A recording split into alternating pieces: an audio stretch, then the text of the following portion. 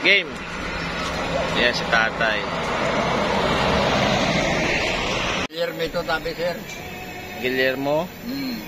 Guillermo ano? Pipanyo. Pipanyo. So, may anak ka?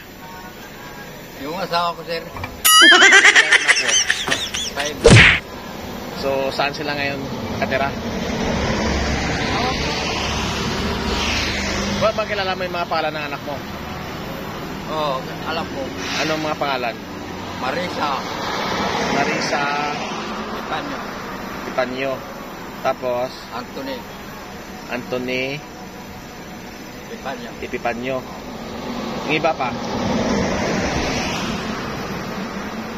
Yang...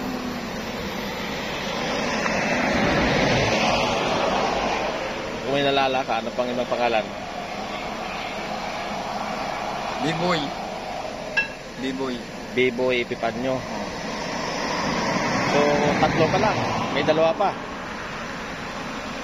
Tatlo pa lang binanggit mo sa akin. Ilan, bali yung dalawa, sino mga pangalan?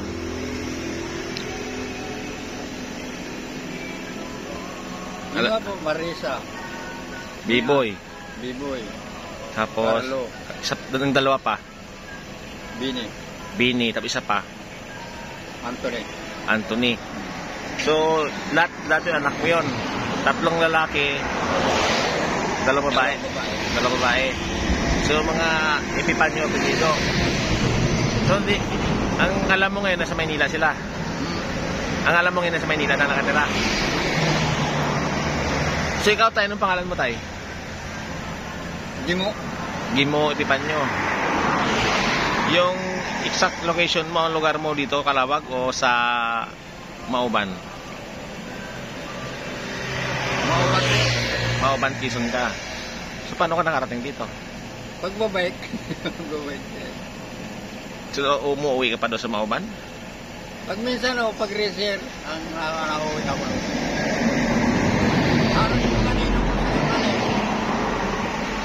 Kasi guys, yung si tatay, dumaan kami dito sa kapihan dito kay ate. Nakita namin si tatay, paika-ikain guys na tusok daw siya ng pako. Yan o. Nakabuta naman siya. Yan. Kailan sabi niya sa akin, tumagos daw yung pako. So, tinanong ko rin siya kung taga saan. Taga Mauban daw siya. Hindi ko. Uwi ka pa sa Mauban ngayon, tay? Saan ka diretsyo na ngayon yan? Saan tuloy mo ngayon yan? Doon sa, Mulay. Sa? Mulay. Dito? Oo. Ano yun? Tutulak mo yung bike mo? Tulak-tulak lang. Ano yung anak buhay mo din, Ray? Pangalap na din. Ano yun? Ano yun? Ano yung pangalap? Ano yun? Kahoy, nangunga ng mga pagkubo. Yung panggagawa ng gobo? Yung kahoy na yan? Oo. Bilog, yung mga bilog na kahoy. Kaya mo ba yan? Paika-ika na nga. Kaya pa naman, sir. Kahit pahingayin ka. Wala ka kontak sa mga anak mo ngayon? Alam mo, lagi man nasa biyahe daw. Driver din? Hindi mo alam kung saan sa Manila nakatira? Hindi o.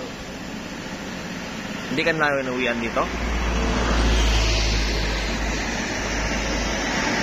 Sa limang anak mo, hindi ka na kinukontak kung anong nangyari sa'yo?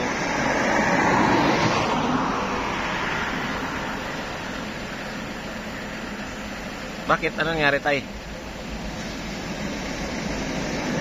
Nangangalap ka po. Hindi pa ba? Anong nangyari? Anong nangyari sa mga anak mo? Siyempre, kahit pa paano, hanapin ka pa rin nila nun. Para at least, makikita ka nila. Ilan taon ka na, tay? Sa tanda mo na? Ano na daw ako? 60 na, sabi ng mga marunong. 60 ka na? So, pinanganak ka talaga sa Mauban? Nakarating ka lang dito para nangangalap ng kahoy. Lahat naman narating mo, Mauban, tapos nakarating ka ng Calawag. Pagbabay. Kung saan ka, saan ka natutulog niyan? Ha? Saan ka natutulog yan? Yung lander na may ano may pag-ahon. Hindi ito lang? Sa may ano dyan. Pamulay. May tutulugan ka doon. Oo. Sabi mo, sinira yung kubo mo, tutulugan mo doon. Inaayos ko, pinapalitan ko at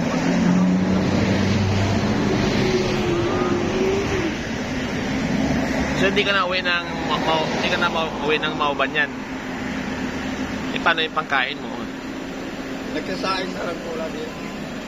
May saingan ka naman doon. Ikaw wala ka kasama sa kubo-kubo mo. Solo lang. Paano yung hanap buhay mo? Yun lang pangkalap na kahoy. Tapos binibinta mo. Magkano naman binibinta mo? Limbawa, pag makakalap ka ng kahoy. Pag yung mga pampusti, conforme po sa laki. Ano nila Kung yung kalimitan mo pagbibinta, magkano yung kada araw kalimitan mo sa bintahan? Pag minsan nakakaano naman ako, 100. Ilang pirasong kahoy niyo?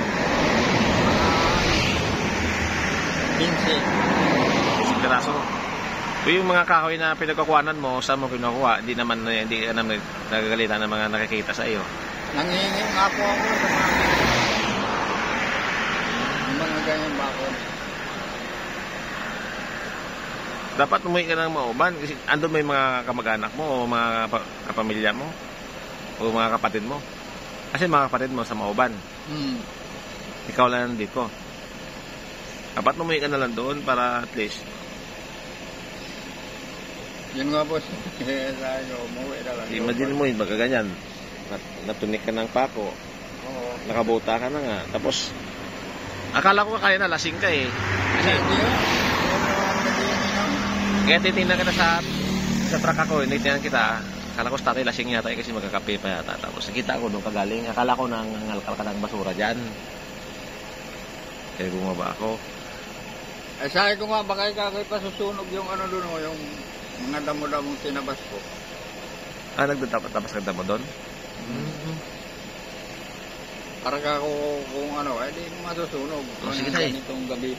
Sige na panawagan mo na yung mga anak mo kasi i-forward ko to bukas. Ibanggitin mo lang. Yun nga po, Anthony Marisa. Sige, mag-ano ka, sabihin mo. Sige. Sige tayo, magsalita ka. Banggitin mo na yung mga pangalan. Lima po yun, sir. Ha? Lima. Kaya banggitin mo yung pangalan para at least makikita nila. Nian, Marisa.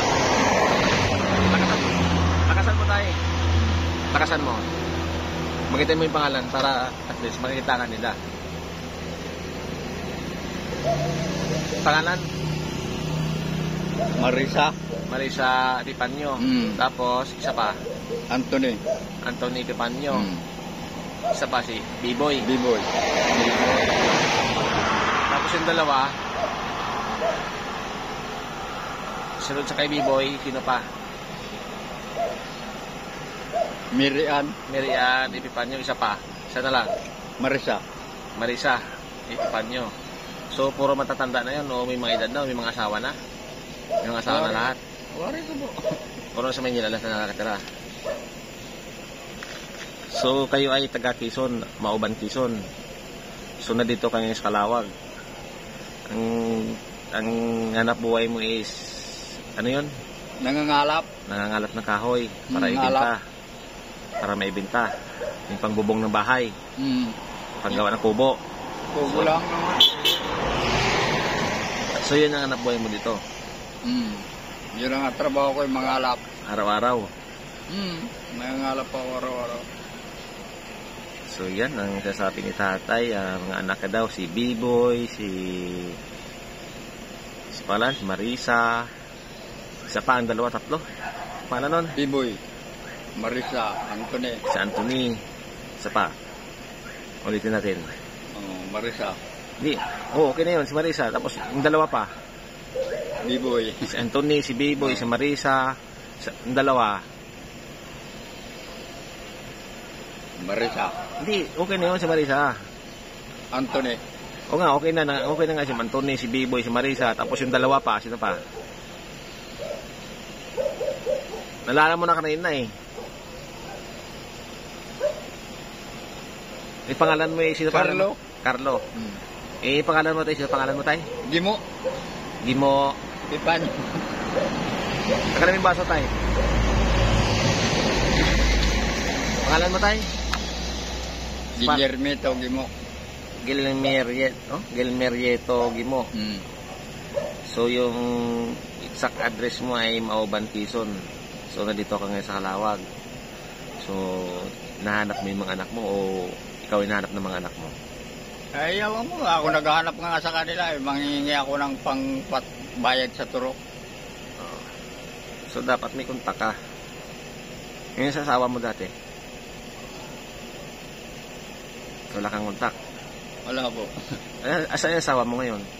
Ay, ewan po, sir. Hindi doon ba iniwan sa Mauban o dito ka? Dito na kayo nagkahiwalay?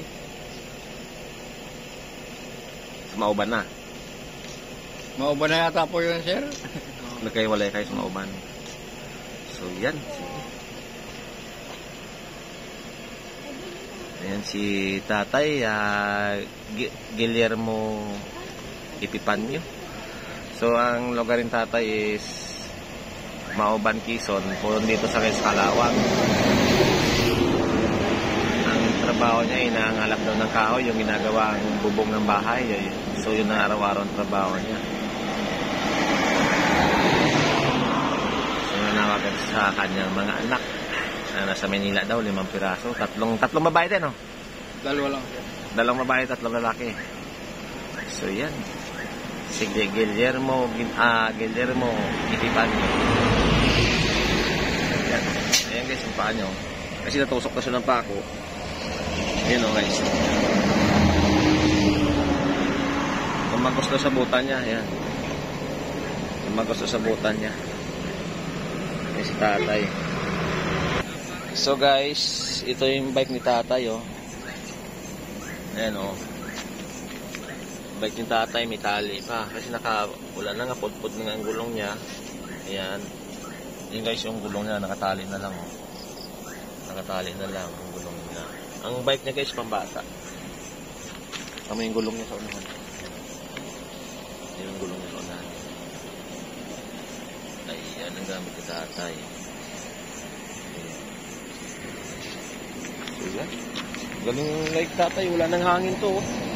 Wala nang hangin, nakatali na, tapos ang liit pa. Tatay. Ayan guys, kawawa naman matanda.